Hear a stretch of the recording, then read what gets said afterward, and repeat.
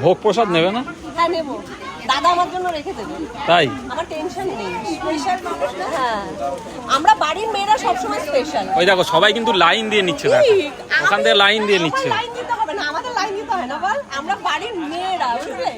আমাদের লাইন ছাড়া রাত্রি 10টায় আসলেও আমরা প্রসাদ পাবো। আমাদের জন্য একদম স্পেশালি রাখা থাকে। এটা তো বেআইনি হয়ে গেল।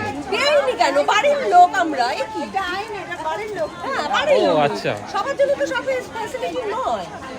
তা যারা উদ্যোক্তা, যারা তাদের তো এইটুকুনি ফ্যাসিলিটি থাকবে। সেগুলো কথা।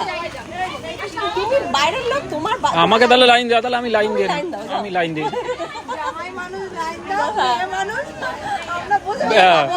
তোমরা ব্যাক সাইড থেকে তোমরা পাবে, ব্যাক স্টেজ থেকে তোমরা পাবে। তাহলে আমি যাই লাইনে দাঁড়াই আর কি, লম্বা লাইন। আমি কিন্তু লাইনে দাঁড়াচ্ছি।